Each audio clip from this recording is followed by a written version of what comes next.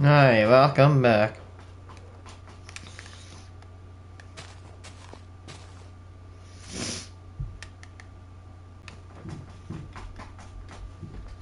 Well, guys, it is now official Killdozer Day. I think we should watch the Killdozer Rampage of 2004. About 19 years ago today, God, Jesus, that voice crack, voice crack. Jesus. About 19 years ago today, a guy named Marvin Heemeyer used a bulldozer to absolutely gang up against this guy because this government and this town government and this powerful rich family was basically trying to team up against this poor guy and trying to shut him down for stupid reasons because they got salty that he won the auction for this land that they wanted. So they basically tried to screw him over, and then he said, "No, I'm gonna go out my own way." So he built a bulldozer retrofitted in armor to actually fight against the town. Nobody was killed except for Marvin himself, but he didn't mean harm, but he meant damage. That's what he meant. So let's watch.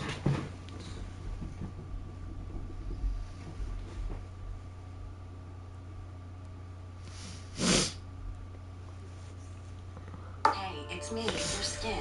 Killdozer, how a man made his own tank. This one has 5.7 million views. CeraVe Acne Cleanser. Foams with benzoyl peroxide to treat. One last. What's the problem with the chair? Right? It's gonna be okay. I'm adding him. In 2004, a man would go on a rampage in Granby, Colorado in a strange armored vehicle, which would later become known as continued attempts. Police were unable to stop him, and the town was completely at his mercy. But why would anybody do such a thing? Where did he get this contraption? Whatever happened to him? His name was Marvin Heemeyer, and he's become somewhat of a hero. I think he's a hero. Okay, at least he didn't want to kill people, man. He wanted to get the town and destroy his enemies' houses because they wronged him. And I think maybe there could have been a different way of resolving this. But when you really, I know I'm really kind of immature when I say this, but just look what they did to him, man. They pushed him so far. They screwed him over stupid many times. And he tried peacefully at least 4 times, probably no, at least 3 times, probably 4, to actually resolve the issue. He tried to petition with the town and say, "Hey, can you please stop?" And when he had a concrete plant blocking his road, he said, "Okay, I guess you can have that, but I need a road to my shop. Can I buy this equipment and I build a road to my shop?" He would pay for all the materials, all the asphalt, all of them covered at his own expense. And they said no. It's not like, he had to destroy anything to get this pathway to his shop built. But still, bruh. Yeah, I'll let him do the explaining. Man driven to do unreasonable things, which is just like me when the person walking in front of me is too slow and takes up the whole path, and Jesus fucking Christ, you fat fuck, get out of my way. Marvin Heemeyer moved to Colorado sometime in the 90s or earlier, which was somewhat strange as he was in his 40s. He didn't have a wife or family, he didn't even know anybody in the area, but he was a hard worker, soon setting up Marvin's shop. For many years, Heemeyer had used this route to get to his shop, as it was really the only access road leading there. Construction of the plant would block this route, however. Heemeyer tried to appeal the zoning commission's decision, but was denied. He tried to petition the city with neighbours and friends went to my shop. He petitioned to construct a new access road, and he even bought all the heavy machinery so he could just do it all himself. Well, guess what? He was turned down again. To add insult to injury, the construction of the factory cut Heemeyer's connection to the sewage line, and Granby Town Council fined him for not being hooked up to the sewer. With his livelihood seemingly in ruins, Marvin felt he had no recourse. He began planning his next move. He would write notes and record audio tapes about his predicament. "I was always willing to be reasonable until I had to be unreasonable. Sometimes reasonable men must do unreasonable things." He made a list of establishments and people that had sided against him, and over the next year and a half, he toiled on a secret project. One of the machines He-Mare had purchased to build the alternative access route to his shop was a bulldozer, but by the time He-Mare was done with it, it was a veritable tank. The bulldozer was fitted with makeshift armor covering the cabin, the engine, and parts of the tracks. This armor was over a foot thick in places, consisting of a concrete mix fitted between sheets of tool steel. This made the killdozer impervious to bullets and even explosives. To see out of this armor, He-Mare installed several cameras all around the cabin and hooked them up to 2 monitors he mounted on the inside. The cameras were protected by 3-inch bulletproof plastic. He even fitted in compressed air nozzles to blow dust off the lenses. 3 gun ports were installed, each fitted with a different weapon. A 50 caliber anti-material rifle, Where you got that? 308 Oh my! semi-automatic, and a 22 long rifle, each fitted with steel plates. He-Mare even installed onboard fans and an air conditioner to keep the driver cool under all the armor. But there was one problem. The armor was completely sealed tight and lowered onto the bulldozer via a crane. That meant, once the driver got in, he wasn't coming back out. Now that's an extremely impressive thing to build. One time I tried to put together a chair from IKEA and I put the fucking legs the wrong way around. And he did all of this in his shed. And that's not even the most unbelievable thing about all of this. Numerous people had actually visited Marvin during the year and had been in his shed. And not one of them said anything about the homemade tank sitting in the corner. Like, what was going through their heads as they looked around that garage? Nice toolbox, make out one of them for yourself. Broken boiler there by the looks of it. Ooh, expensive power drill. Might ask for a loan of that. Real old pair of boots there. Giant bulldozer fitted with composite armor, 3 gun ports and its own surveillance system. Lawnmower. He-Mare believed that God had built him for this job, and that it was God who clouded the judgment of the people who entered his shed. Now, I like Marvin, but I think I'm going to have to take issue with the notion that God approved of him planning a fucking rampage. Like, it seems like a lot of effort on God's part to cloud the judgment of every single person that walked into the shed, instead of just making you see sense. Like, which of those 2 things seems like the more logical option? Then again, all of this really happened, so what do I know? On June the 4th, 2004, Marvin lowered the armor onto the bulldozer cabin one last time, sealing himself inside. He began his rampage by tearing through the wall of his muffler shop and then the concrete plant before making his way into town. For 2 hours, he terrorized the town of Granby. He destroyed the town hall, the office of a local newspaper that editorialized against him, the home of a judge, and many others. Every building he destroyed was owned by somebody that had previously wronged him. In all, he smashed up 13 buildings, causing about $7 million worth in damages. But it should be noted that nobody was harmed. Police made continuous attempts to stop the rampage. Local and state patrol, including a SWAT team, followed the killdozer everywhere it went, firing shots at the cab with no effect. They then tried to take out the cameras, which again failed as they had the bulletproof shielding.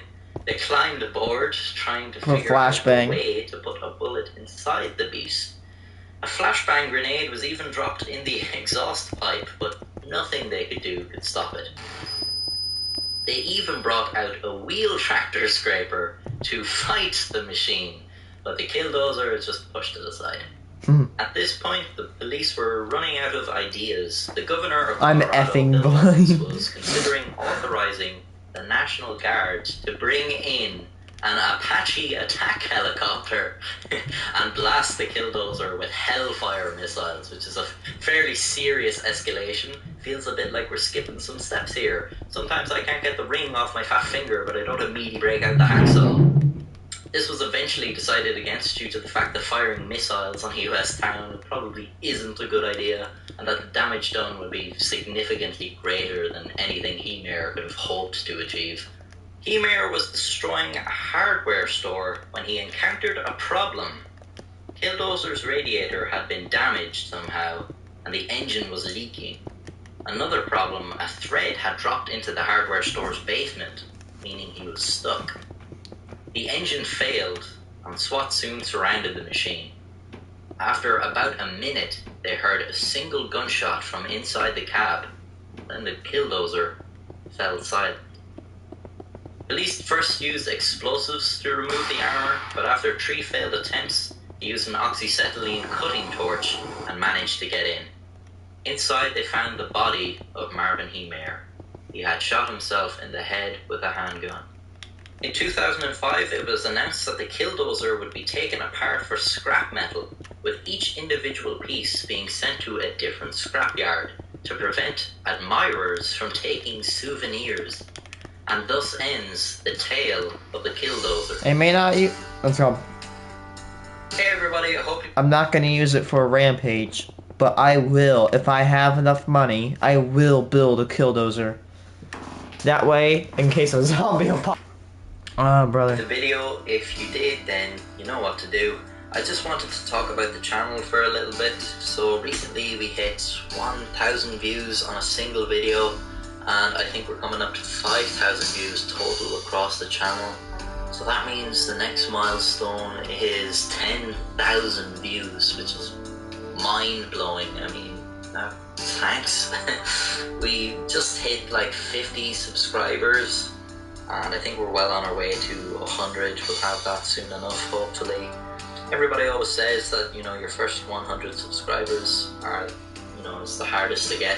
Oh, yes. So it'd be great to pass that milestone. If you're watching the video and you're not subscribed, please consider subscribing, because it really helps me out a lot. And if you are subscribed, thanks. Here's another one. Here's a really good one. It's everything you Killdozer Rampage 2004 by Popo Medic. Be careful what you wish for. Build your site. Friday, June 4th, 2004. An Air Force veteran settling down in the small town of Granby, Colorado, quickly found himself at his breaking point after losing a decade-long legal battle to a powerful family dynasty who took his land and ran his muffler shop out of business. To enact revenge, the welder fortified a bulldozer into a homemade tank and set out to destroy the small town that took everything from it, resulting in a response from the Army National Guard and an Apache helicopter. Take me on en masse. Yes. I'll take you on myself. I'm going to take you on by Myself. myself. In 1992, an auction was held in the small town of Granby, Colorado, in which a foreclosed 2-acre property was to be sold to individual bidders. And Cody Dochev, a powerful Colorado businessman, saw an opportunity to expand some of his business, with plans to buy and build a state-of-the-art concrete plant for his company, Mountain Park Concrete. But to Dochev's surprise, there was another man who had his eye on the foreclosed property, Air Force veteran and Granby newcomer, Marvin Heemere, who outbid Dochev and secured the 2-acre property for $42,000 to build a muffler shop and expand his welding business. A frustrated Dochev confronted Marv and advised him that the town of Granby doesn't need another car garage, to which Marv advised Dochev that the property was his for $60,000, but Dochev declined his offer and refused to give in to the blue-collar outsider. Marv left the auction with no idea what was to come. The outsider had inadvertently derailed the plans of one of Granby's most prominent and powerful families, and the Dochevs were sure to never let him forget.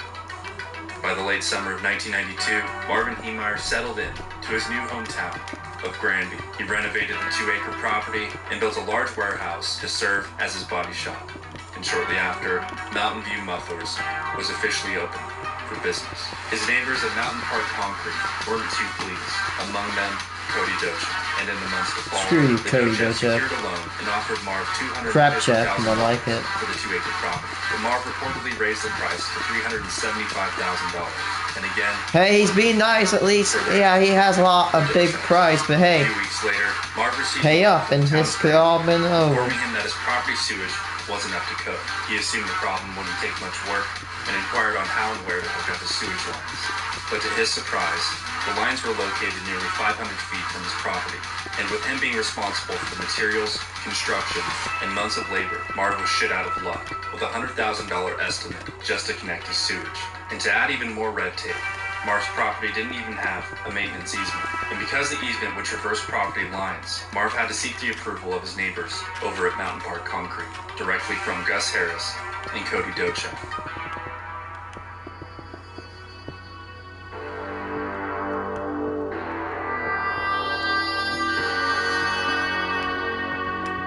Marv went straight to the board of the sewer district, run by another Granby family dynasty, Ron Thompson, a friend of Dochev's and brother of Granby Mayor Dick Thompson. And like Dochev, Ron Thompson wasn't too keen on outsiders like Marv. Thompson gave him an ultimatum: $90,000 to get a sewage ordeal fixed and up to code, or remain unconnected and face the consequences.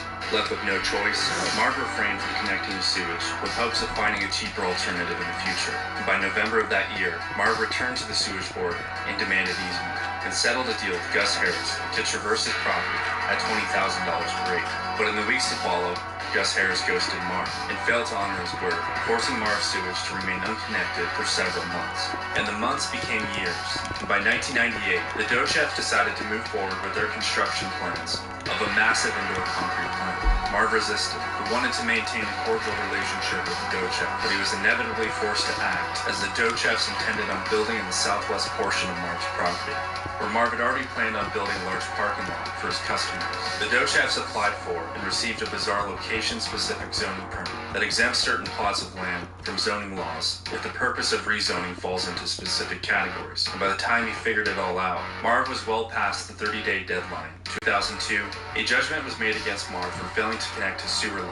The court ordered that the muffler shop remain closed, and with the Dochev denying easement, Marv was found in violation and was fined $100 a day until he connected his sewage. On November 17th of 2003, Marv wrote a check for the amount of $3,351, which he addressed to the Cowards and Liars Department, after having felt completely violated by the Dochevs and their shady political dealings. He lawyered up and took the town of Granby to court, but failed yet again and was punished for it, as the town turned around and reimposed additional fines, up to $1,000 for leaving abandoned vehicles on the rezoned property. And to add fuel to the fire, a local Granby newspaper wrote an editorial piece speaking poorly of Marv interfering with the Dochev's business, as if Marv was the bad guy. He was now stuck in a situation he had no way out of. A useless property, zero income, and his property and belongings were auctioned off. His direction and hopes for the future were, in his mind, stolen. What once was a dream became a nightmare. He truly believed that the town of Granby maliciously conspired against him, because the town of Granby perceived to have conspired against him. And that's what officials in Granby will never understand, whether or not they had malicious intent. If you carry the tools to break a man and present yourself as the villain, perception is reality. And in April of 2004, in Marv Heemeyer's reality, revenge trumped forgiveness, as he fortified half-inch steel plates insulated with concrete on the bulldozer. I have had a perfect life up until 1999, when I found out what the Thompsons had done to me in 92. Poor guy. I'm not going to take it. And I have to use the resources that I have.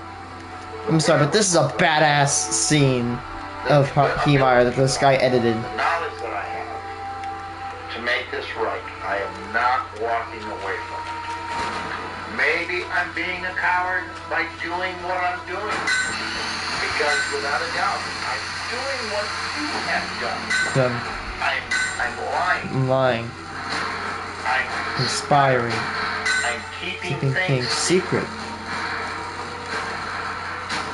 and it's going to happen. If I was married, have family, things may have gone different.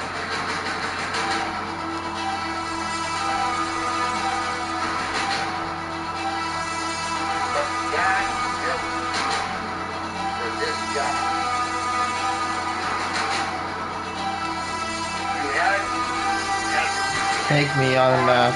I'll take you on all by myself. Well,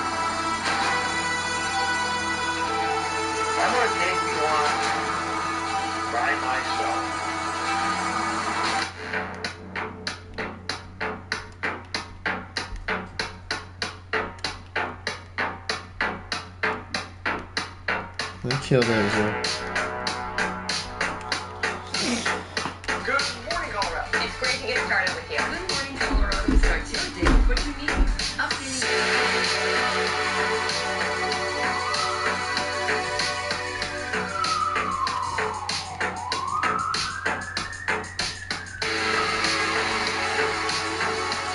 Luann, can you take us through it chronologically so people get a sense? I know it all started about 3 o'clock this afternoon. Where did he begin? Do you know? Marv took the dozer straight through the Mountain Park concrete plant. His arch nemesis, Cody Dochev, tried to stop the onslaught by ramming Marv's Killdozer with a wheel tracking scraper, but retreated once Marv opened fire through one of 3 gun ports installed on the Killdozer.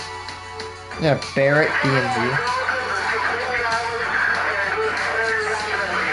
Once the concrete Killdozer plant was sponsored successfully demolished, by Dawn Barrett. Town Hall.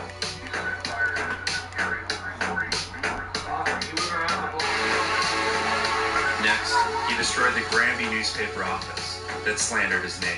Police responded to the chaos and had no means to stop the dozer. Their futile attempts to open fire and pierce the fortified shell proved useless. Police couldn't stop the slow-moving bulldozer, which was armored with heavy iron plates welded in place of windows. Using cameras installed on the top of the shell, Marv was able to maneuver and return fire toward police.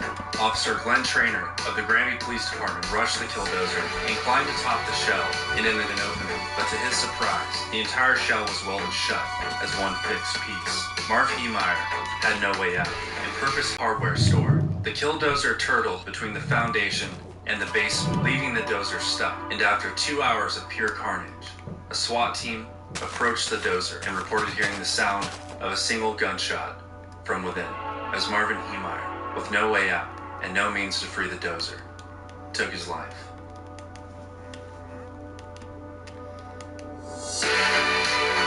The aftermath.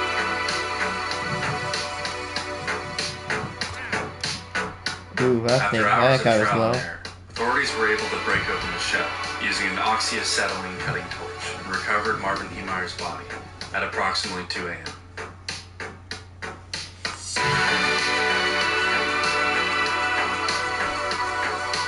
The Killdozer was demoed, and its components were destroyed and dispersed between several junkyards.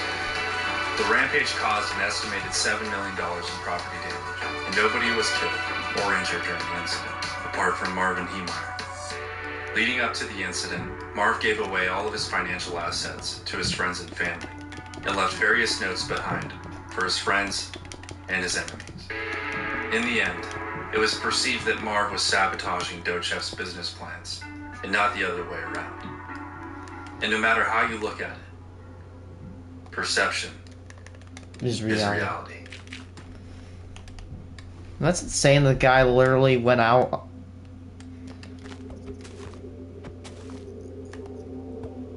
Can you hear me now? Marvin Heemeyer.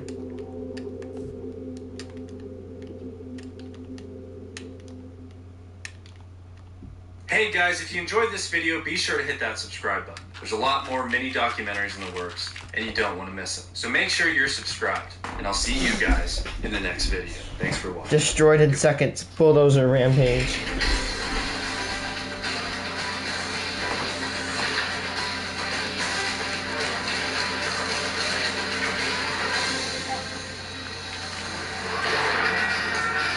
A bulldozer levels a building in Granby, Colorado. Yeah, another. Then another. And then another. And another. It's part of a meticulously planned citywide demolition project. But this plan wasn't put together by city engineers or construction workers. Just received a 911 call reporting that there is an out-of-control bulldozer. It's the brainchild of an angry man with a grudge against a lot of local people and businesses. They can't tell who's driving it, but there is someone inside. The man inside this armor-plated bulldozer is Marv Heemeyer. As horrified townspeople run for their lives, Heemeyer wrecks buildings and vehicles one after another.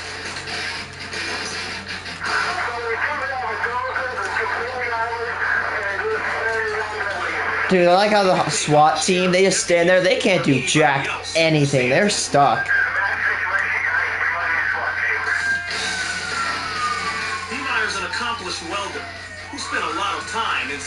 a secret workshop. Yeah, it's all encased in metal, and you can't see who's driving or anything. There, he outfitted the dozer with 2 sheets of half-inch steel plating, with a layer of concrete in between. What type of you? On this day, he seals himself in and takes off on a violent ride. Inside his cockpit, 2 assault rifles, lots of ammo,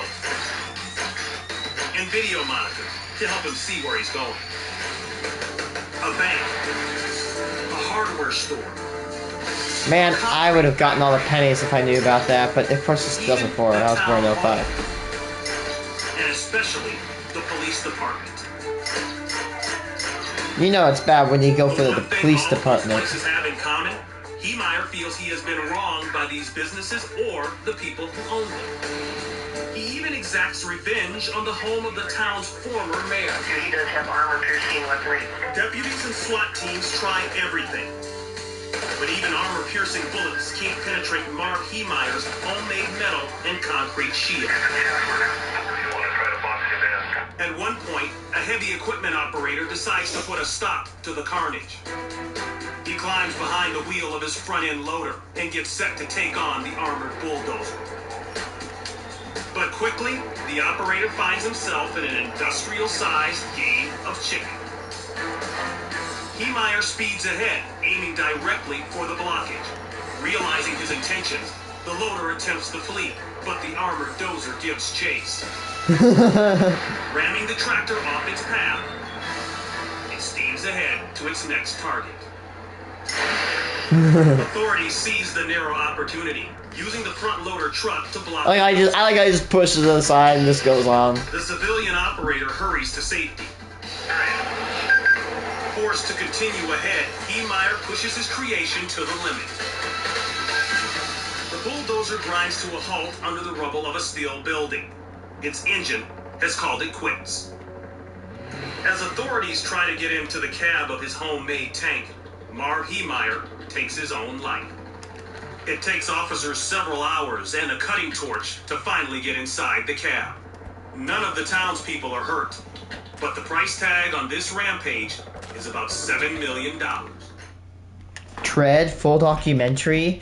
Dude, I wanted to watch this. Tread is documentary. I think my dad's apparently watched it. He says it's pretty good. Our hearts and minds.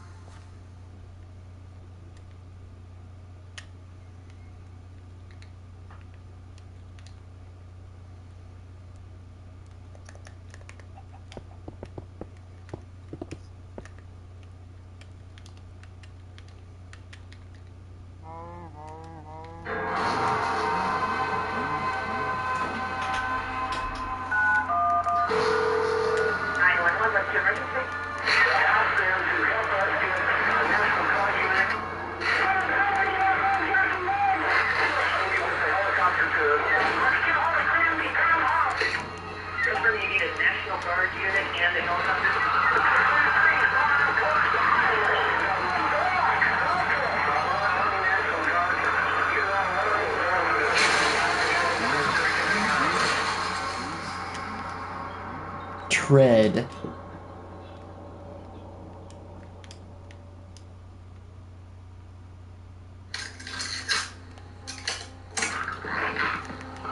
Hello, my name is Marvin Heemeyer. Today is April 13, 2004. This tape is about my life since I come up here in 1991. I am making this tape. Really didn't think it'd make any difference if I did make it, but a good friend of mine said I should make it. He said I should sit down in front of a videotape machine to do it, but you're just going to have to take my word that this is Marv Heemeyer, serial number 503-689-471. I want to say right now, God bless me in advance for the task that I am about to undertake. Marv Heemeyer, he was from South Dakota, and he served in the Air Force. He realized that he had a knack for welding, working on engines and motors. He was stationed in Colorado and decided to stay in Colorado when he got out of the Air Force. I moved up here to fall in 1991 to take a 6-month vacation. I decided that, I probably ought to buy some property up here to have something to do, so I looked at this 3-lot, the 2 little cabins that I'm living in here right now, and had a beautiful view, and the price was really cheap, so I bought it. He worked at a muffler shop, moved up very quickly in the business. At some point, he just decided, heck, I can do this myself. And he went out and set up his own muffler shops. He was able to have income from businesses that he had started, mostly in northern Denver and Boulder area. If you got a chance, Yeah. kill it.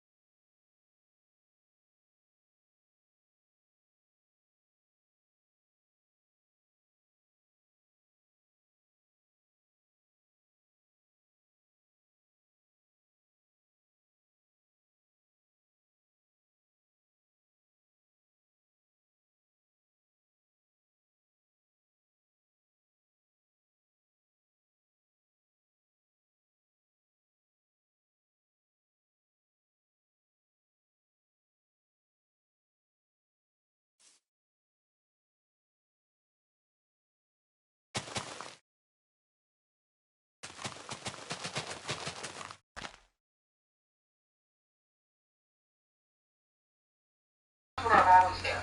Always believed that's the way we should be. That's the only way I can get ahead. I'm sure he counted pennies in every endeavor he ever undertook, and he wanted to run businesses well so that they succeeded, and I think he cared about his craft. I knew of Marv Heemeyer because he ran a muffler shop in Granby.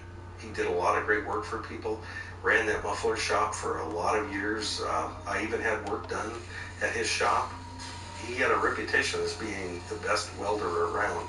We put this truck together and the box was bouncing, and I took it down there and I said, "Hey Marv, what do you think?" And he said, "Well, I can fix that." And he grabbed his welder and it was done. Never broke, the guy was a hell of a welder. He had a great reputation in the town. He was an outdoorsman. He loved to snowmobile. I didn't ever meet anybody who disliked him. I call it successful. I think I was a very poor person most of my life. But for who I was and what I was, I think I was a very rich man. And I'm thankful to God for giving me that life. I met Marvin in the Lariat Saloon in Grand Lake. I was there with a friend. He came in and he asked me out. I had not dated in 5 years, my marriage had split up, and for some reason I said yes, and we went out and started seeing each other for several years. He was old school for me. Society doesn't allow that anymore. He's a handshake's a handshake kind of guy to me. He was confident, and I thought he was handsome, and he was larger than life. I felt safe with him. It's kind of person. Marv loved the snowmobile. When I voiced Brian for the very first time, I was living with my brother Larry. It was a That's interesting. I didn't know this much about Heemeyer until now. Oh, the Thursday group. Every Thursday they take day off and go ride. Sometimes you have 4 guys, sometimes you have 24 riders. Just a great bunch of guys to go out and ride with. Little Matty was the youngest. When I started riding with Marv and the Thursday crew, I was 16 years old. These guys were 40, 50, and I couldn't drink with them, I couldn't do any of that stuff. I had to go home to Mom and answer to Mom still. Marv was, in some respects, he took me under his wing. He helped teach me how to snowmobile. work on snowmobiles. He's always a mentor and always helped, always gave. He was my best friend. I looked at him as my bigger brother. I let Marv leave unless it was someplace I knew better than him.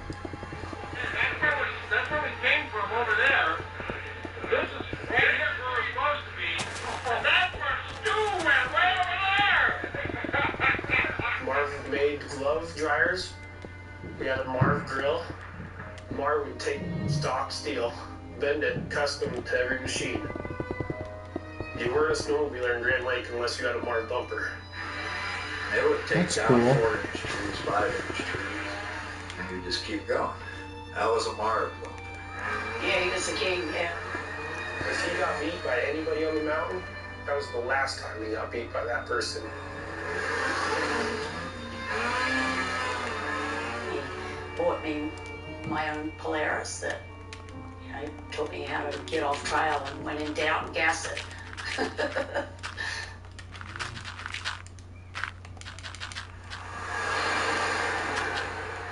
a kind of a community that in order for you Sucks, to because get now ahead, what you I'm have hearing, to yeah, of course, goes on the fact it explains he was a good build person. yourself up on your own merit.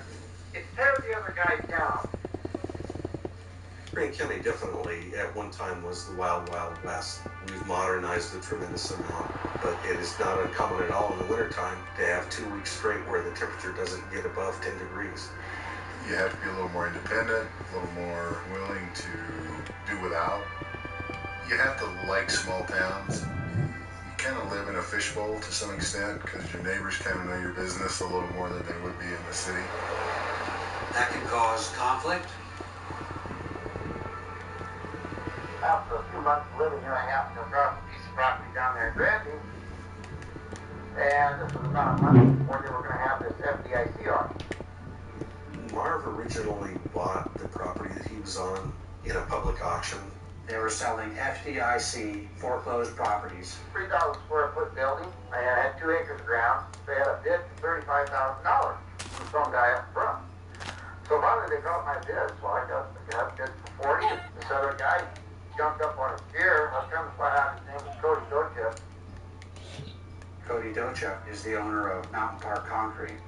The Docheps were looking for land upon which to put this concrete operation with an indoor batch plant. Dochep also showed up with Gus Harris. Gus Harris was his buddy there sitting beside him. Gus was sponsoring the whole financing on this thing, and Gus wasn't going to pay more than $50,000 for it. And I was waiting for him to bid, and he wouldn't bid. So I got the property. Marv says that after he got the property, he was accosted by Cody. This guy came back there, introduced himself to me, about the rudest, most arrogant person. I mean, this guy's just a fucking asshole. Come back and just introduced himself by giving me a tongue lashing for about 10 minutes. Sorry. Person, I mean, this guy's just a fucking asshole. That's Come just back and just cool. introduced himself by giving me a tongue lashing for about 10 minutes. And this is the only guy of all the properties sold before his that was doing any screaming at anybody during the auction.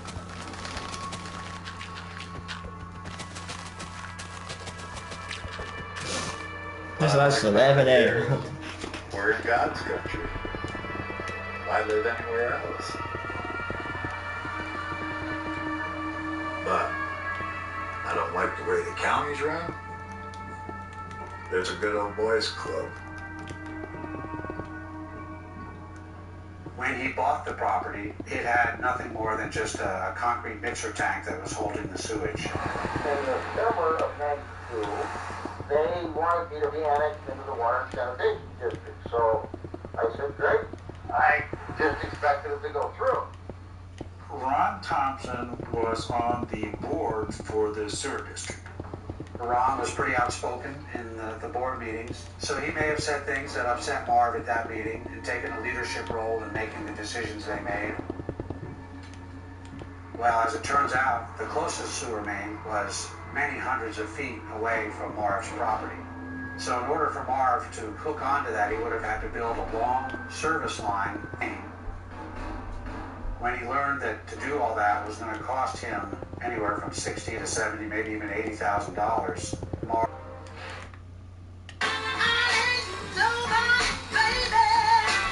I sympathize for that dude. I never had anybody sit there and plan to cut me out of an opportunity like the Thompsons did when they denied me access to the West Sanitation District. It doesn't make any sense, other than that it was the good old boys patting each other on the back. Had they not done that, I can assure you, the outcome, the whole thing, would have been completely different. The Thompson family is what I would call a Granby legacy family. A wealthy working family in the Granby area, making their money off of excavation, but also living off the fact that they owned a lot of the land just because they'd been here forever. The first Thompson clan that settled in Granby actually bought lodging properties, and in the course of that, they bought little pieces of property around town. The Thompson formed their own excavation company. Dick Thompson was the son of the first Thompson family. Dick had several children. Ron was kind of a leading son in the family. Larry was kind of the older son who helped, and Gary went right along with him doing They a lot look of the like excavation rich work. a-holes too. Gus Harris and Cody Docha and the powers that be, the Thompsons, if they would have let me alone, I wouldn't have had this righteous anger that I have towards the Thompsons, their hierarchy, their attitude that they have left in that community for so many years, and so many people think like they do. Screw your neighbor. In Marv's eyes, the Thompson family was the epitome of the Granby establishment that did everything they could to thwart Marv. Well, I'm making lemonade out of lemons, you know. I just kept on about my business because this is a small community and, you know, I need to fit in. Life was pretty good, and I was thinking a real good income out of there. And in '98, the town went and spot zoned the 2 acres directly south of me, which was illegal in Colorado. And because no one protested it within 30 days, it became law that they could do that.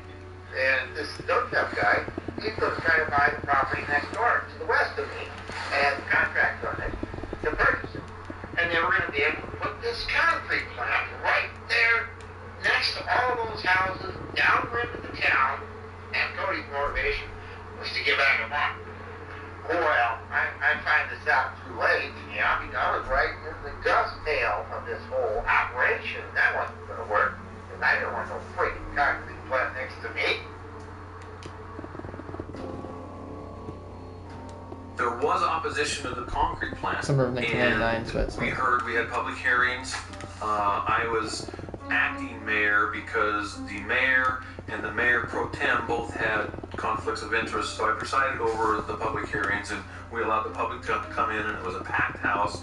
People spoke for it, for the service the concrete it would provide, and there was lots of people who spoke out against it. Marv Heemeyer did a great job of arousing public sentiment in his favor against the batch plant. He felt that the batch plant would hurt his business. He claimed that there would be dust, that there would be noise, that there would be excess traffic. Who knew what they were going to do to the water supply? He also made that argument on behalf of people in the neighborhood. Marv got a lot of these people to show up and basically say, we don't want it, we don't like it, what are you going to do to our neighborhood? They voiced a lot of the concerns that Marv was voicing. This went on for a series of 3, 4, maybe even 5 meetings. And there'd be discourse and discussion, and Cody would jump up because he was so upset. He's a fiery guy. The town ultimately approved Cody's batch plant down there, but with a host of conditions. You know, the typical things that you see. I think I read the motion, you know, the whereas and the wherefores and all that stuff to approve the batch plant. And it was at that meeting in '99 where Marv promised he'd fight him the whole way. In nature, wolves, coyotes, they have their territory. A mother, just look at the mother. She will fight to protect her young. And a male will definitely protect his territory. If he doesn't, he'll be overrun. If an animal will do this, why wouldn't a man? There's literally like 2 hours, up to 2 to 4 hours of just Marvin Heemeyer tapes, and they're all on YouTube. There's a serious issue with your water and sewer. He ended up going to Granby Municipal Court.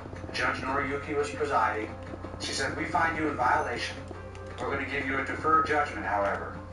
And you can't use the property for anything until you're hooked up to water and sewer.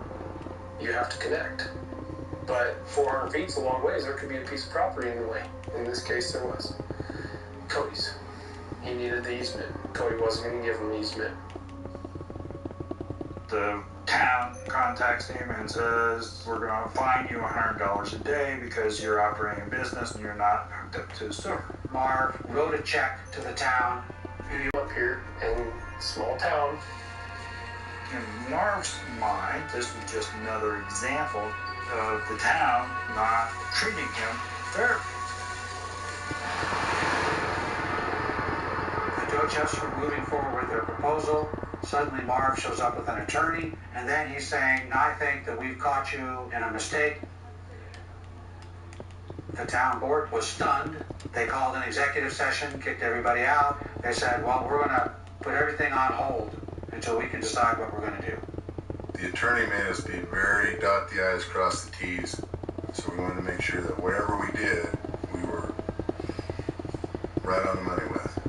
They came back and said, we're going to let them restart from square one so that we can do it right this time. As a last-ditch effort, Marv filed a lawsuit in district court. But the Dochefs, they're serious about building this batch plant as quickly as possible. They're moving forward as if there's not any barrier to their progress at all. There's heavy equipment operating at the soon-to-be batch plant site. Marv is sitting here watching all this happening, and I think he's just stewing about it. You put yourself in my shoes and tell me how you would feel realizing that you've wasted 10 years of your life because of someone's malice. He's putting out money and he's getting shut down every corner, and then it was to nothing. I don't know how much he spent. I know one time he had 150 grand into it. And I said, well, you shouldn't have spent that much money on these assholes because you can't fight the government. 9 months later, the court made its ruling on the lawsuit. Judge Doucette dismissed the lawsuit completely. Stupid. Extra, extra, one of the largest auto groups in the Midwest just got bigger. The Bob Lacurcio But Auto Group is it's proud not, to... man, that sucks. Cause yeah, you're right. You can't fight the government. They will cheese any way for them to win, and it sucks. Remember, it's supposed to be a people's country where people make the laws, but sadly, it's just elitist. It's good enough if we lose to appeal it to a higher court. Dito wouldn't do it. He would not appeal it. You know, they think that I should have to stay down there in Granby. I should have kept my muffler shop going. I should have put up the wall that does all the Snickers. You know, the town council. I'd count them in the post office, and they'd snicker at me after they knew I lost. On the street, Casey Farrell. What a barbarian. He comes across being one of those good guys. He's part of the problem. They knew what they were doing. They were trying to run him out of town. The town had a hard-on for Marv Heemeyer. They didn't stop to think. Marv didn't have any malice towards us. This is a sign to not do this. No, they kept it in their heart and hearts and said, we'll get him. They started getting me in 1992 when they kept me off the sanitation district. They started getting me when Gus Harris sold the property to Cody Dochef. They got me when they issued the building permit to Cody Dochef for the concrete plant and denied that it was for the concrete plant. Are we all stupid? Come on! They knew. And when I would ask them these questions, which you won't find in the minutes, they would just shut up, they'd stonewall you. They didn't have an answer. I'd shoot the truth in their face, and they couldn't deal with it. And I'm sorry. They're going to have to deal with it. I guarantee you, I am going to make them deal with it. The battle with the town of Granby, you know, we talked about it, but I didn't get that feeling that he was so angry. No one realized how distorted it was becoming to him.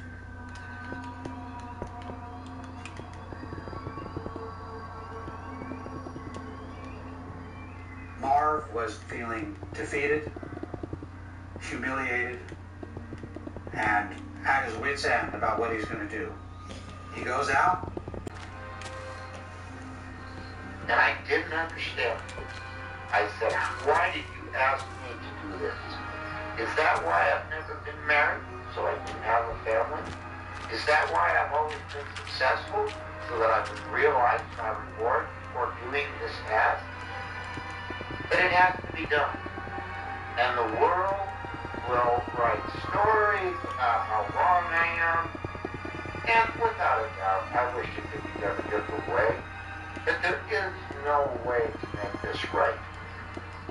You picked on the wrong man.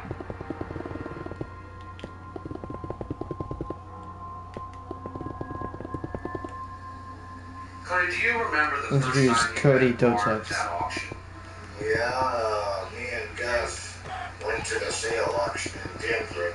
That was on the 2 acres in the shop. Right. But did you talk to Marv afterwards, right? After the auction or during the auction, did you talk to him? No. There's What a a difference scumbag. of points of view or memory about what happened after Marv got it. Cody Dotex, I mean, this guy's just a fucking asshole. Come back and just introduced himself by giving me a tongue lashing for about 10 minutes. I don't think I even met Marv down there. Me and Gus just got up and walked out after we're done. The reason I asked is that Marv claims that you guys talked afterwards. I don't believe we talked to talk. No. I mean, I thought this guy forever, it seems like. Because everybody around him, they couldn't believe this asshole. This is the only guy of all the properties he sold before his that was doing any screaming at anybody during the auction. Gus doesn't remember it either. I have been a school bus driver for 50 years. Cody has been a good friend for many, many years. We have gone to auctions together before. That's Buddy at Gus times. speaking. So Cody went with me, but he had no party in the auction. Cody and I sat and listened to another bid or two. There really wasn't much of anything happened. I don't know what Marv did. I wasn't paying attention to him really. And then we just got up and left. Yeah. Cody would maybe be interested in the property at a future time, but there was no agreement or talk between us of him owning that property. Cody would have been mad at anybody who would have bought the property. Anybody. But you gotta go there with enough money. Otherwise, you're the problem. It's your fault that this happened, not mine.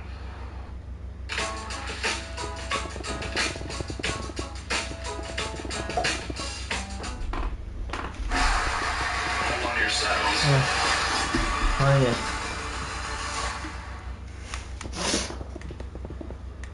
Marv in his tapes, the way he characterizes the town, me, and many other people, just did not reflect what I thought was the way those people really were and really are.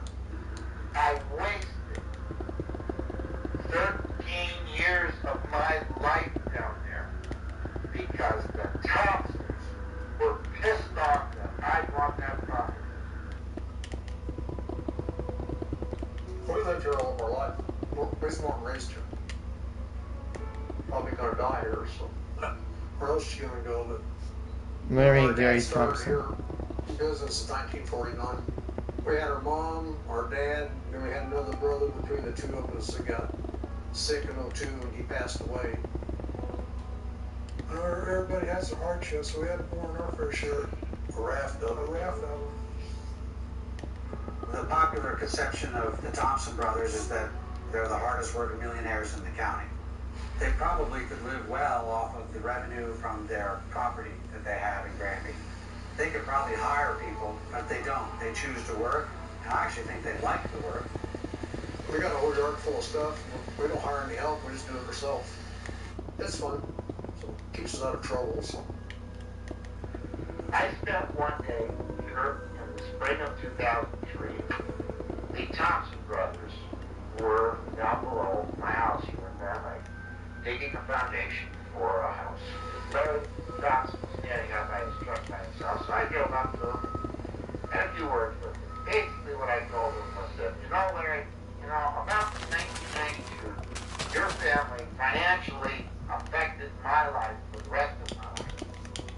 Marv had beef with our dad because he was on the town board, town council for a lot of years, and then the mayor. And I says, you owe. I says, I want $300,000. He says, it'll never happen. He basically confirmed in my mind, right there, that he knew what I was talking about, and he knew what had been done. Because he had one thing to say. He screamed it at me, and I'm about 5 minutes away. He screamed, you can suck my dick! Well, when someone's that frustrated, they've got to say something like that. You know, they know. It was all politics related, so I don't think anybody ever done him wrong on purpose. You never know what gets into people. He's a coward, bastard. He's a cat. And I think they are some of the biggest cowards I have ever met. They believe the only way that they can stay on top is to keep their neighbor down. Well, I think that Marv might have seen in the Thompson family an example of what he may have really aspired to, which was being a relatively wealthy, landowning family that worked with their hands, worked with heavy equipment, that were able to make a living at it and be successful. This is my die-cast toy collection. I've probably been collecting 15 years now, maybe a little longer. And this is kind of my hobby that I do.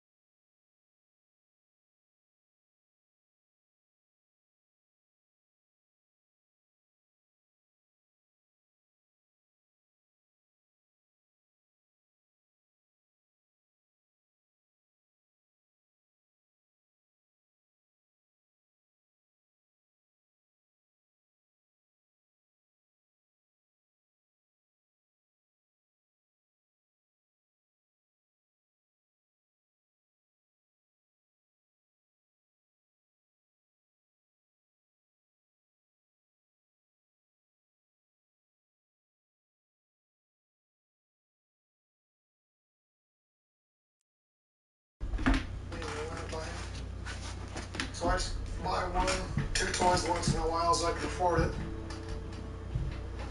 Is this your favorite truck? They're all favorite trucks. They're our toys. But anyway. I went down to talk to Marv about his business and whether he'd like us to do a new business story and would he like to buy some advertising. Hey, Bob. James, I like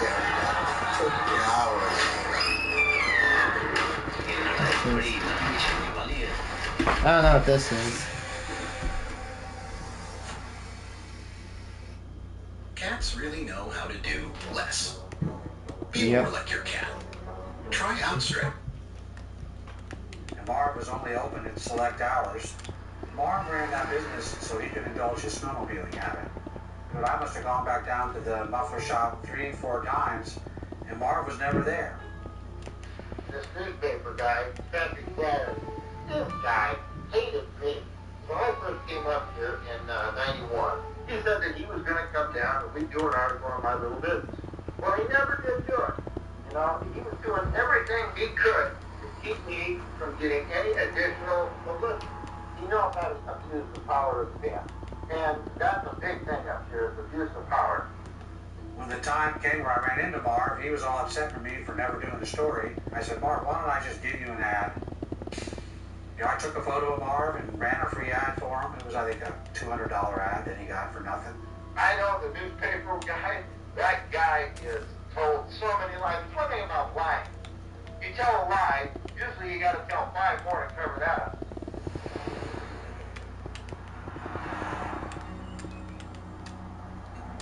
I came to Granby in 78.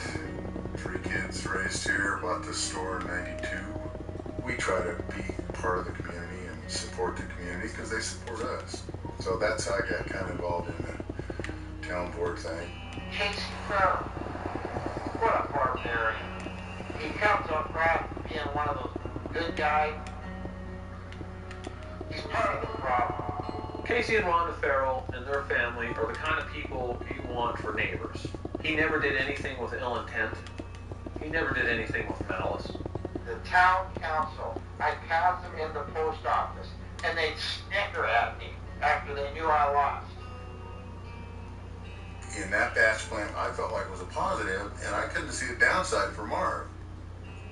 It's going to supply concrete so the community could grow, the opportunity for jobs. I mean, he might get a little dust on his muffler shop, but it wasn't all that clean to begin with. How many times do you have to try to deal with the man? Come on, Cody, be reasonable. But that's what you cannot do with people in the mountains, especially in Granby. Cody Dochev built his concrete business from the ground up. He's what I would call kind of a salt-of-the-earth businessman who is a doer. He's a hard worker.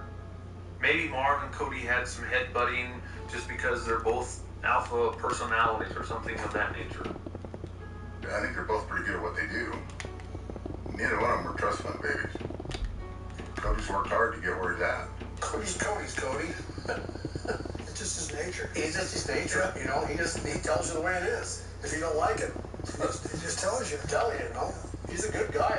He don't do anything for you, but he just got a little short fuse, goes off, but he's okay. You know, it's a little bit of a temper, but he's all right. He's all right, you know. He's a little Bulgarian. He's quite quick. He's a good man. He's doing all right around here. Works his butt off like everybody else. Yeah, he's earned it. Yeah, he's earned every nickel he made. He came here with basically nothing. Marv and Cody probably could have been friends. For years, I tried to appease Cody Dochev's misguided anger. I bought every bit of concrete, which turned out to be shit. Marv complained about the sewer board holding him over a barrel, but that was completely standard procedure. It's true that it can be expensive, but Cody connected when he built the batch plan, and it would not cost much for Marv to have hooked on. The Dochevs called up Marv and said, Marv, we'll give you an easement for your water and sewer if you drop your lawsuit against the town and us. Marv just hung up. When he was that sounds like, what's it called, bribing. His sewer lines. He's clearly stalling on resolving this issue. This is where Marv confronts Deb Hess, who is a town clerk. So Deb, did you have anything before? He had come in my office because he was accusing me of going over the bank and bad-mouthing him. And I said, Mr. Niemeyer, I wasn't over at the bank and I wouldn't do that. I mean, I have no reason to bad-mouth him. I just said I just need a different check. Actually, he had made a mistake when he wrote out the amount. Marv corrects the verbiage on the check, and then the check clears and he's paid his fine. Marv's anger affected his interpretation of events with Dietz as well. He believed Dietz milked him for money and abandoned him on appeal. But if Dietz was really out to milk Niemeyer, why didn't he go to the appeal? It'd just be a way to milk another $55,000 out of him. Let's do this. We're going to take this 4th-generation home and give it huge transformation. I hate The irony is, the Dochevs. been offering to buy Marv out from the beginning. And Marv saw an opportunity to sell that 2-acre parcel that he had bought at that auction to the Dochefs. Marv put a price on his property of $250,000. That's a pretty good profit. 6 times what he paid for it. Cody agreed to $250,000. Immediately, Marv backed out. Said, no, I want $375,000. Cody said, all right, we'll pay that. Marv backed out again. I'm not sure if Marv was looking for a fight at that point in time. He had a way out. He had a way out to make some good money and go on about his life. But he chose that path for whatever reason. At the town level, the people on there are just everyday people that want to give back. And to say that the people that sit behind us in this boardroom do things for any other reason than trying to make a difference and trying to do what's right, they're sadly mistaken. He was raising hell about Cody and the master plan. Marv actually made that better. So I felt like it was a pretty damn good deal, really. Marv's assumption that there was this group of community leaders that would get together at the coffee shop in the morning and conspire about how to keep Marv from moving forward because he's the new guy. It's patently untrue. He was upset. He wanted to have it his way, and it wasn't going to go his way.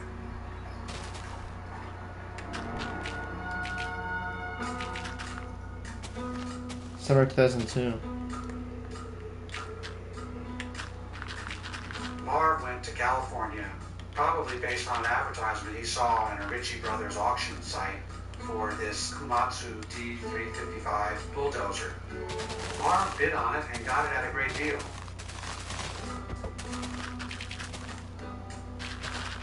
It's a big dozer. Yeah, big dozer. He then stuck it on a flatbed, had it driven all the way to Granby, Colorado from California, and had it delivered in July of 2002. We're sitting there eating dinner one night, and this big yellow truck comes in town with a big dozer on it. We sat down there and watched them unload that thing off the trailer. That's your doom. County up, and it was midnight or 1 in the morning before we got back to our warehouse, but we took the back way, and they're unloading that dozer that night. It was really strange. That thing is a pretty good sized tractor. Well, what in the heck's he gonna do with that goddamn thing, you know? He ended up parking the dozer up on the access road to the Muffler property so that the blade was facing out on this dirt road. And he had right in the middle of the blade a for sale sign. It just sat there through that winter of 2002 to 2003. He parked Komatsu outside the muffler shop just to make Dochef nervous. That's why he bought it, for the intimidation factor.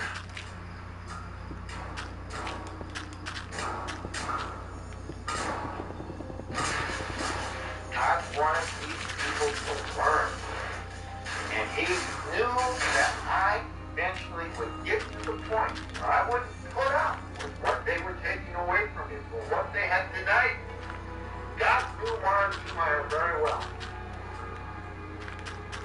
Essentially, he becomes the victim that is then justified in reacting against all these people that have done him wrong. We know he wants to get out of it. We know he knows he's screwed. Let's really screw him. You know? That's exactly what their attitude was. And they did. I had no choice. What was I supposed to do? The allegation is that somehow the town ruined Marv's business. The town didn't do anything to shut him down. He still had access to his property. Marv, just on his own, decided to completely shut down his muffler shop and put it all up to auction. You know, God has his timing, his plans made out, and it looks like it's going to be. Because the one thing that I have wanted to do is get caught. I had hoped that somebody would catch me, and that this whole thing would stop. And that would be a good sign to not do it. So Marv conducted the auction of all the materials relating to his shop. Included in the items he was going to auction was this dozer. This Komatsu was in excellent condition. I was willing at the auction to pay $33,000 for it. Couldn't get a bid. So I kept the dozer. And it also is unique how I had 5 things at the auction, and they sold. But what 2 things did I keep? the Komatsu dozer and the property. If they would have bought it at that auction for $450,000, I would have walked away. But there wasn't one bid. So stop and think about this. I wasn't supposed to walk away from this because the Komatsu was still there.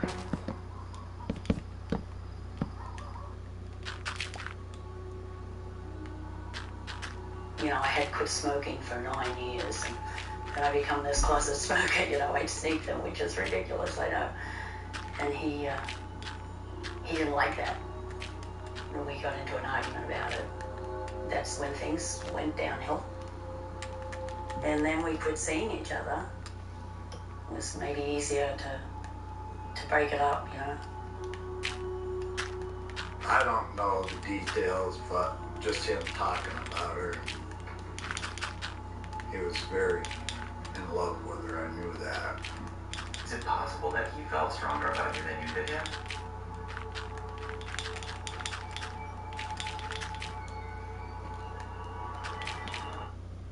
We've all got a wild side.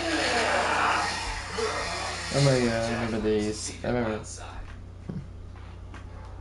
Marv was still perplexed about what to do with his Oh property. my god. Travis Bussey and his partner were owners of the trash company. This drift is They annoying. negotiated with Marv to lease his 2 acres as a staging point for their trucks. And I was trying to look for an area where it was more commercial, that I could actually have a garage that I could keep my trucks in the winter. He had the perfect building right there in town. What was unique is I find out that the dozer is 2 inches shorter than 12 feet, 1 inch narrower than the door. So I said, let's put it inside, because then I can build it to do what I am supposed to do. The Komatsu just barely fit through the door. Why did that particular dozer fit in the building? Why had I not bought one of the D9 at that Fresno auction? So I'm thinking, well, this is good. I get it inside, now I can build it. Must be what I'm supposed to do. At that time, we were getting bigger, and we needed a place to where we could call home. Travis finally offered Marv $400,000, and Marv agreed to sell the land to them for that amount. Sure enough, I think it was even within 24 hours, Travis had water and sewer hooked up to the property. We bought it all, and he basically back rented from us the building that he put the dozer in. And this will be the first time that I've ever done something like that the way they want it to be done, the way they do it. To do it in secret, to do things behind their back, to lie to you. I've had to do that. People ask me, what am I doing? Oh, I'm not doing anything. I spent 2003 in that